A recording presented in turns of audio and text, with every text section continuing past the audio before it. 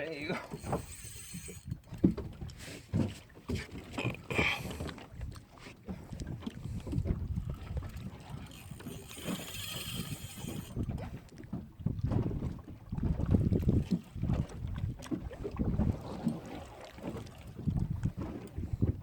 อันนี้ก็ดูโค้งเทลเลย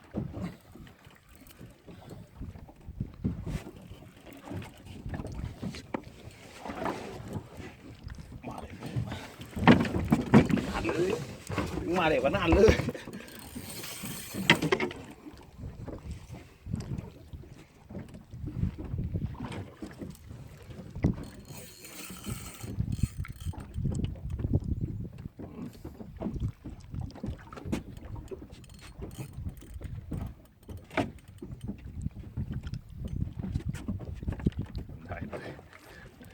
ขันนวล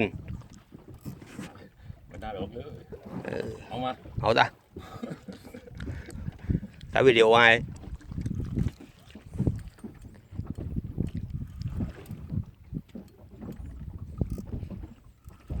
ไม่ใช่เป็นหน้าดอกเปิดหน้าดอกเลยไอ้ปากเลือด อันเนอะ ปากเลี้ยงเลยว่าเออไม่ใช่โจ๊กไอ้ดูเลย เอามันก้อยจุดตัง ปากเลี้ยง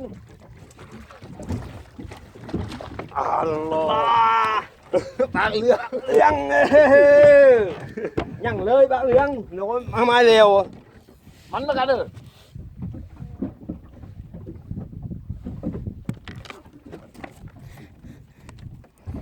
ปักเหลืองครับตอนนี้ปักเหลือง ตามหาอยู่หลายวันเลยครับ วายโชว์นมไปเอานัดเอาหนำมัน